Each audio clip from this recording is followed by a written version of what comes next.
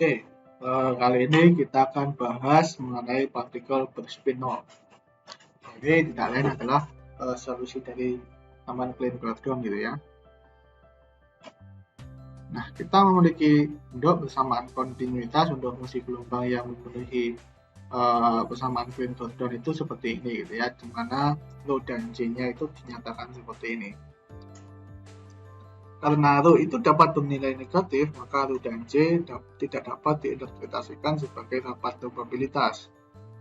Nah, untuk mendapatkan interpretasi lain, rho J ini dapat diinterpretasikan sebagai rapat muatan. Karena sejatinya persamaan kontinuitas ini kan untuk muatan gitu ya. Jadi ya kita berpikir gitu, kalau bukan probabilitas terus apa gitu ya. Nah, ini kita nyatakan sebagai muatan. Kita coba gitu ya.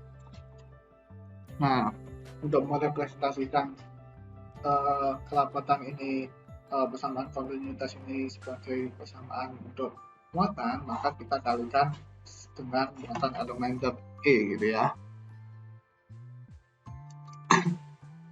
Nah, sekarang kita tinjau persamaan Klein-Gordon seperti ini. Atau seperti ini.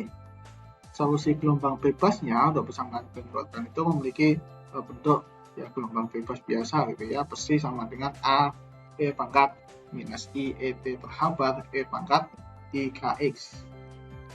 Atau kita nyatakan seperti ini, di mana K itu sama dengan ya habar K itu sama dengan P gitu ya. Ini kita bisa nyatakan seperti ini, jadi P1X1 X1, X2, X3. Ini bukan pangkat ya ini. B ini A E pangkat minus I berhabar P mu S mu. Di mana energi partikel itu memenuhi E kuadrat sama dengan C kuadrat P plus M0 kuadrat C kuadrat. Jadi kita memiliki dua solusi yang mungkin yang berkaitan dengan energi positif dan energi negatif untuk momentum P. Jadi EP-nya adalah plus minus C akar dari P plus M0 kuadrat C kuadrat. Nah, fungsi gelombangnya kita bisa pisahkan fungsi gelombang untuk energi positif dan energi negatif. Jadi besi plus seperti ini dan besi plus minus gitu ya. Dimana A plus minus itu adalah konstanta normalisasinya. Nah, ini ketika kita substitusikan fungsi gelombang bebas pada persamaan kerapatan, kita dapatkan bentuk seperti ini. Ketika kita jabarkan, jadi ketika dijabarkan kita memiliki hubungan seperti ini gitu ya. Nah, ini kita bisa langsung turunkan gitu ya. Ini kita turunkan dan ini juga kita turunkan. Karena kalau ini kita turunkan menjadi minus plus I habar mutlak E gitu ya. Yang ini kita turunkan menjadi minus plus I habar mutlak E juga gitu ya. Nah, ini minus plus, ini kita bisa keluarkan gitu ya. Dan ini tetap menjadi besi dan besi konjugat gitu ya. Jadi ini menjadi 2 kali besi konjugat dikalikan besi gitu. Nah, ini muncul I kuadrat. I kuadrat ini minus 1 gitu ya. Jadi I kuadrat minus 1 akan membalikkan tanda dari minus plus.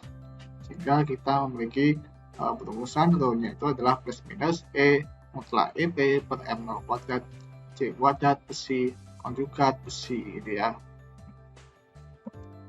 Fungsi gelombang plus ini dia akan memberikan kerapatan positif, jadi ini plus nantinya. Artinya fungsi gelombang tersebut itu merepresentasikan partikel yang bermuatan plus E. Sedangkan fungsi gelombang yang minus nanti tandanya akan minus, sehingga dia akan merepresentasikan partikel yang bermuatan minus E. Sekarang nyatanya untuk partikel dalam kotak. Jadi misalkan ya partikel bermuatan di dalam kotak gitu ya.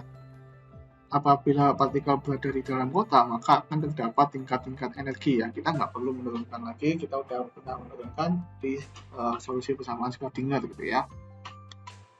Dimana solusi tingkat-tingkat energinya itu pasti memenuhi bentuk-bentuk seperti ini ya. Ini besi N ketika fungsi gelombang untuk partikel berada pada keadaan Kn itu seperti ini. di mana kita memiliki hubungan momentum yang terkuantisasi, yaitu PI sama dengan H bar KI. Tidak lain adalah H bar INI per L gitu ya. I-nya itu 1, 2, 3 gitu ya, X, Y, Z. Nah, integral dari rapat muatan di seluruh bagian volume kotak itu akan memberikan muatan total partikel, karena hanya ada satu partikel, maka muatannya itu hanya mungkin plus minus E gitu ya. Jadi plus minus E sama dengan integral di seluruh volume L pangkat 3 gitu ya, volumenya itu aksen plus minus dV. Yang lain adalah ini. Nah, karena ini nggak bergantung terhadap koordinat ruang, jadi kita tinggal integralkan ini gitu ya. Integral ini itu harus sama dengan modulus dari A plus minus kuadrat gitu ya. Ini kan hilang gitu ya, besi konjugat dikalikan besi kan hilang gitu, jadi menjadi menyisakan modulus kuadratnya. Kita tahu kalau besi N-nya itu seperti ini, kalau kita kalikan dengan konjugatnya kan ini saling menghilangkan nantinya ya, jadi hanya menyisakan modulus dari AN plus minus kuadrat, dan ini tinggal kita kalikan dengan L pangkat 3 ya, volumenya. Dengan demikian kita dapatkan AN plus minusnya itu sama dengan akar dari M0C kuadrat per L pangkat 3 modulus mutlak dari PE PN gitu ya. Sehingga fungsi gelombangnya besi N plus minusnya adalah akar dari M0C kuadrat per L pangkat 3 mutlak E PN E pangkat I per akar PN dot X minus plus mutlak dari E PN P. Jadi secara umum fungsi gelombang partikel bermuatan dan berspin 0 itu dapat ditulis dalam kombinasi linear untuk semua keadaan gitu ya. Jadi kita kan ya seperti di sebelumnya gitu ya, kita bisa tuliskan dalam kombinasi linear. Ini untuk fungsi gelombang plus dan fungsi gelombang minus. Nah, pertanyaannya gimana dengan partikel yang netral? Jadi untuk partikel yang netral ya rho aksen kan seperti ini. Dan ini harus sama dengan 0. Agar sama dengan 0, maka besi konjugatnya itu sama dengan besi. Ya, kalau ini sama, maka ini akan saling menghilangkan. Nah, fungsi gelombang partikel netral itu adalah kombinasi linear dari fungsi gelombang partikel bermuatan positif dan negatif. Di besi N netral itu sama dengan seperakar 2, besi N positif PN, besi N negatif minus PN. Ya, kombinasi linearnya yang bisa dinyatakan seperti ini, di mana E pangkat ini, E pangkat minus itu tidak lain adalah 2 dari kosinus gitu ya. Jadi ini adalah fungsi gelombang untuk partikel yang netral.